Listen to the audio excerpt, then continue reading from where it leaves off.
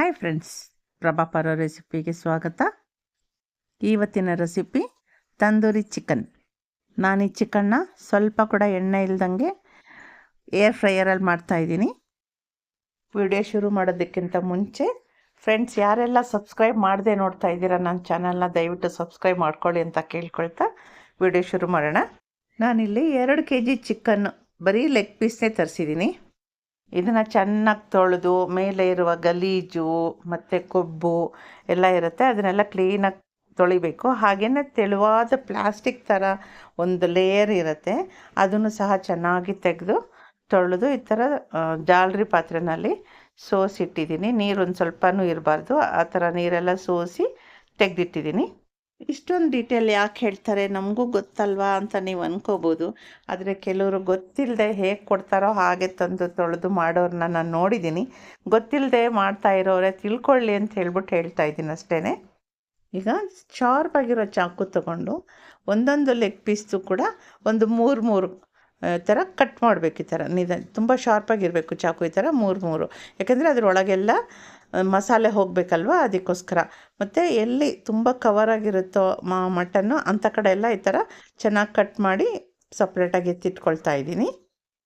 ನಾವು ಇದ್ರ ಮೇಲೆ ಹಾಗೆ ಮಸಾಲೆನ ಎಲ್ಲ ರೆಡಿ ಮಾಡಿ, ಇವಾಗೇನು ರೆಡಿಮೇಡ್ ಮಸಾಲೆನೇ ಸಿಗುತ್ತೆ, ತಂದೂರಿ ಚಿಕನ್ ರೆಡಿ ಮಸಾಲ ಅಂತ ನಾವು ತಂದುಬಿಟ್ರೆ ಸುಮ್ಮನೆ ತೊಗೊಂಬಂದು ಇದ್ರ ಮೇಲೆಲ್ಲ ಮುಚ್ಚಿಟ್ಬಿಟ್ಟು ಹಾಗೆ ಎಣ್ಣೆಲಿ ಕರೆದ್ರೆ ಅದು ಬೋಂಡ ಥರ ಮೇಲೆ ಇರೋ ಮಸಾಲೆನೇ ಸಪ್ರೇಟಾಗಿ ಬರುತ್ತೆ, ಚಿಕನ್ ಕೆಳಗಡೆ ಹಾಗೆ ಇರುತ್ತೆ. ಅದಕ್ಕೋಸ್ಕರ ಈ ಥರ ನೀಟಾಗಿ ಮಧ್ಯ ಎಲ್ಲ ಈ ಥರ ಕಟ್ ಮಾಡಬೇಕು. ಸ್ವಲ್ಪ ಡೀಪಾಗೆ ಕಟ್ ಮಾಡ್ತೀನಿ ನಾನು. ಮಾಡಿ ಅದರೊಳಗೆಲ್ಲ ನಾವು ಎಣ್ಣೆಗಾಯಿ ಬದನೆಕಾಯಿ ಆ ಥರ ಎಲ್ಲ ಮಾಡುವಾಗ ಮಸಾಲೆ ತುಂಬ್ತೀವಲ್ವ, ಆ ಥರ ತುಂಬಿಟ್ಟು ಒಂದು ಸ್ವಲ್ಪ ಹೊತ್ತು ಮ್ಯಾರಿನೇಟ್ ಮಾಡಿಡಬೇಕು. ಸ್ವಲ್ಪ ಹೊತ್ತು ಅಂದರೆ ಒಂದು 2 ಅವರ್ 3 ಅವರ್ ಫ್ರಿಡ್ಜಲ್ಲಿ ಇಟ್ಟರೆ ಅದು ಚೆನ್ನಾಗಿ ಅಂದ್ಕೊಳ್ಳೋದು. ಆಗಲೇ ಚಿಕನ್ ಕೂಡ ಜ್ಯೂಸಿಯಾಗಿರುತ್ತೆ. ಇಲ್ಲದೇ ಇದ್ದರೆ ಚೆನ್ನಾಗಿರಲ್ಲ, ಒಂಥರ ಬೇಗ ನಿಮ್ಮ ಮಸಾಲೆ ಹಚ್ಚಿದ ತಕ್ಷಣ ಆಗಲೇ ಮಾಡಿಬಿಟ್ರೆ ರಬ್ಬರ್ ಪೀಸ್ ಥರ ಇರುತ್ತೆ, ಚೆನ್ನಾಗಿರೋದಿಲ್ಲ. ಈ ಥರ ಎಲ್ಲದಕ್ಕೂ ಒಂದು ಬಿಡ್ದಂಗೆ ಎಲ್ಲೆಲ್ಲಿ ನಿಮಗೆ ಮಾಂಸ ಜಾಸ್ತಿ ಕಾಣುತ್ತೋ ಅಲ್ಲೆಲ್ಲ ನೀಟಾಗಿ ಈ ಥರ ಚಾಕುನಲ್ಲಿ ಕಟ್ ಮಾಡ್ಕೋಬೇಕು. ಕಟ್ಟೆ ಮಾಡೋಕ್ಕಾಗದೇ ಇರೋ ಥರ ಅಥವಾ ದಪ್ಪ ಬಿಳಿ ದಾರ ಥರ ಏನಾದರೂ ಸಿಕ್ಕರೆ ಅದನ್ನು ಕೂಡ ನೀಟಾಗಿ ಎಳೆದು ತೆಗೆದುಬಿಡಬೇಕು. ನಾವು ಎಷ್ಟೇ ನೀಟಾಗಿ ತೊಳೆದಿದ್ರೂ ಸಹ ಕಟ್ ಮಾಡುವಾಗ ಒಂದೊಂದು ಸತ ನಮಗೆ ಬ್ಲಡ್ ಕ್ಲಾಟ್ಸು ಸಿಗ್ಬೋದು ಅಥವಾ ಕೊಬ್ಬಿನಂಶ ಕೂಡ ಸಿಗ್ಬೋದು. ಅದನ್ನೆಲ್ಲ ನೀಟಾಗಿ ತೆಗಿಬೇಕು. ತೆಗೆದು ಈ ಥರ 3 ಕಟ್ಸ್ ಹಾಕಿ ತೆಗೆದು ಪಕ್ಕದಲ್ಲಿ ಎತ್ತಿಡಬೇಕು. ಆದಷ್ಟು ಹೊರಗಡೆ ತಿನ್ನೋದಕ್ಕಿಂತ ಮನೆಯಲ್ಲೇ ಮಾಡಿಕೊಡೋದ್ರಿಂದ ಮಕ್ಕಳ ಆರೋಗ್ಯನೂ ಚೆನ್ನಾಗಿರುತ್ತೆ ಮತ್ತು ದುಡ್ಡು ಕೂಡ ಹೆಚ್ಚು ಖರ್ಚಾಗೋದಿಲ್ಲ. ಈಗ ಚಿಕನ್ ಇಟ್ಟಿದ್ದ ಪಾತ್ರೆನೆಲ್ಲ ಚೆನ್ನಾಗಿ ತೊಳೆದು ತೊಗೊಂಬಂದಿಟ್ಕೊಂಡಿದ್ದೀನಿ. ಈಗ ಇದಕ್ಕೆ 2 kg ಚಿಕನ್ ಆಗಿರೋದ್ರಿಂದ ನಾನು ಒಂದು 5 ಸ್ಪೂನಷ್ಟು ಶುಂಠಿ ಬೆಳ್ಳುಳ್ಳಿ ಪೇಸ್ಟ್ ಹಾಕ್ಕೊಳ್ತಾ ಇದ್ದೀನಿ. ಅಕಸ್ಮಾತ್ ಮನೆಯಲ್ಲಿ ಶುಂಠಿ ಬೆಳ್ಳುಳ್ಳಿ ಪೇಸ್ಟ್ ರೆಡಿ ಇಲ್ಲದೇ ಇದ್ದರೆ ನೀವು ಅಂಗಡಿಯಿಂದ ತೊಗೊಂಬರೋ ಅಂಥ ಪರಿಸ್ಥಿತಿ ಬಂದಾಗ home made ginger garlic paste ಅಂತಲೇ ಸಿಗುತ್ತೆ, ಅದನ್ನೇ ತೊಗೊಳ್ಳಿ. ಅದು ಚೆನ್ನಾಗಿದೆ. ಶುಂಠಿ ಬೆಳ್ಳುಳ್ಳಿ ಪೇಸ್ಟ್ ಮಾತ್ರ ಇರುತ್ತೆ. ಬೇರೆದೆಲ್ಲ ನಾವು ತೊಗೊಂಡಾಗ ಅದರೊಳಗಡೆ ಆಲೂಗಡ್ಡೆನ ಬೇಯಿಸಿ ಹಾಕಿರ್ತಾರೆ ಅಥವಾ ಆಲೂಗಡ್ಡೆನ ಅದ್ರ ಜೊತೆಗೆ ರುಬ್ಬಿಟ್ಟಿರ್ತಾರೆ ಅಂತ ನಾನು ಕೇಳ್ಪಟ್ಟಿದ್ದೀನಿ. ಮತ್ತು ಚೆನ್ನಾಗೂ ಇರಲ್ಲ. ಅದನ್ನು ನಾವು ಒಗ್ಗರಣೆಗೆ ಹಾಕಿದಾಗ ನಾವು ಹಸಿ ಆಲೂಗಡ್ಡೆನ ನಾವು ಎಣ್ಣೆನಲ್ಲಿ ಹಾಕಿದಾಗ ಅಥವಾ ಬಾಣಲಿನಲ್ಲಿ ಹುರಿದಾಗ ಯಾವ ಥರ ವಾಸನೆ ಬರುತ್ತೋ ಆ ಥರ ಬರುತ್ತೆ. ಅದಕ್ಕೆ ಸಾಧ್ಯವಾದಷ್ಟು ಮನೆಯಲ್ಲೇ ಮಾಡ್ಕೊಳ್ಳಿ ಅಥವಾ ಹೋಮ್ ಮೇಡ್ ಜಿಂಜರ್ ಗಾರ್ಲಿಕ್ ಪೇಸ್ಟನ್ನೇ ತರಿಸ್ಕೊಳ್ಳಿ.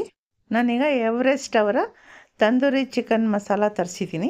ಅದನ್ನು ಒಂದು 4 ಸ್ಪೂನಷ್ಟು ಹಾಕ್ತಾಯಿದ್ದೀನಿ. ಸಾರಿ ಫ್ರೆಂಡ್ಸ್, ಮನೇಲಿ ಗೆಸ್ಟ್ ಇದ್ದರು, ಅದ್ರದ್ದು ಕವರ್ ನಿಮಗೆ ತೋರಿಸೋದು ನಾನು ಮರ್ತೋಯ್ತು ವಿಡಿಯೋ ಮಾಡುವಾಗ, ಹಾಗೆ ಹಾಕಿದ್ದೀನಿ. ಈಗ ಒಂದು 5 ಸ್ಪೂನಷ್ಟು ಗಟ್ಟಿ ಮೊಸರು ನಂದಿನಿದು ಹಾಕ್ತಾಯಿದ್ದೀನಿ. ಯಾಕೆಂದರೆ ನಂದಿನಿದು ಸ್ವಲ್ಪ ಹುಳಿಯಾಗಿರುತ್ತೆ, ಅದಕ್ಕೋಸ್ಕರ ಅದೇ ಮೊಸರನ್ನ ಯೂಸ್ ಮಾಡ್ತೀನಿ. ಈಗ ಪುಡಿ ಉಪ್ಪು ಹಾಕ್ಕೊಳ್ತಾ ಇದ್ದೀನಿ ರುಚಿಗೆ ತಕ್ಕಷ್ಟು. ಹಾಗೆಯೇ 2 ಸ್ಪೂನ್ ಎಣ್ಣೆ ಹಾಕ್ತಾಯಿದ್ದೀನಿ. 2 ಸ್ಪೂನು ಲಿಂಬೆ ರಸ ಹಾಕ್ತಾಯಿದ್ದೀನಿ. ಈಗ ಇದನ್ನೆಲ್ಲ ಚೆನ್ನಾಗಿ ಕೈಯಲ್ಲೇ ಕಲಿಸ್ಕೊಳ್ಳೋಣ ನೀಟಾಗಿ. ತುಂಬ ತೆಳುವಾಗೂ ಇರಬಾರ್ದು, ತುಂಬ ಗಟ್ಟಿಯಾಗೂ ಇರಬಾರ್ದು, ಆ ಥರ ಪೇಸ್ಟ್ ಥರ ಇರಬೇಕು. ನೀವು ಕಲಿಸೋವಾಗಲೇ ಆ ಮಸಾಲೆ ಪುಡಿ ಎಲ್ಲ ನೆಂದು ಹೋಗುತ್ತೆ ಚೆನ್ನಾಗಿ, ಆ ಥರ ಕಲಿಸ್ಕೋಬೇಕು. ನೋಡ್ತಾ ಇದ್ದೀರಲ್ಲ ಫ್ರೆಂಡ್ಸ್, ಇಷ್ಟು ಕನ್ಸಿಸ್ಟೆನ್ಸಿ ಇದ್ದರೆ ಸಾಕು.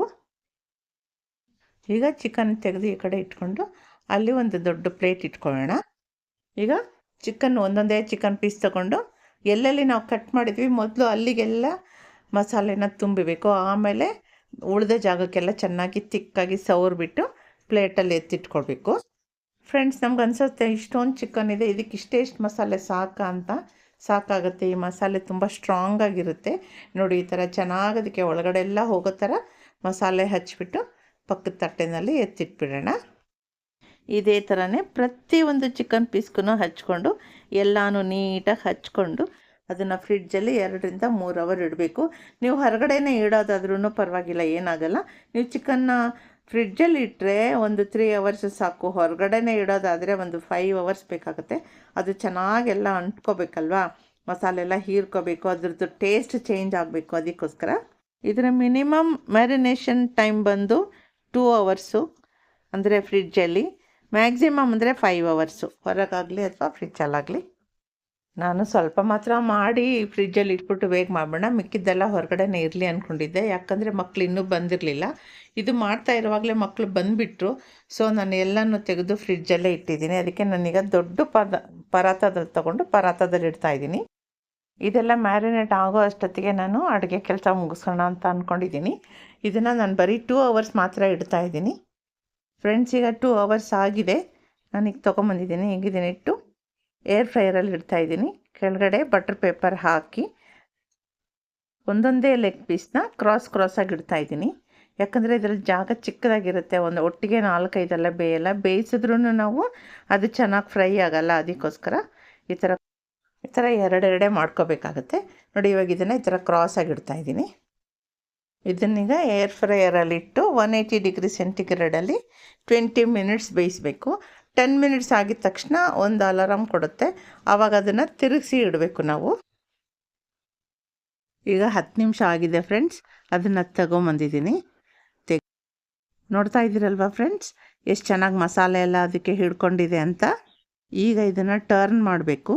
ಇದನ್ನು ಟರ್ನ್ ಮಾಡೋಕ್ಕೂ ಮುಂಚೆ ಬ್ರಷಲ್ಲಿ ಸುಮ್ಮನೆ ಸ್ವಲ್ಪ ಹೌದೋ ಅಲ್ವೋ ಅನ್ನೋ ಥರ ಆಯಿಲ್ ಅಪ್ಲೈ ಮಾಡೋಣ ಮೇಲೆ, ಅಷ್ಟೇ.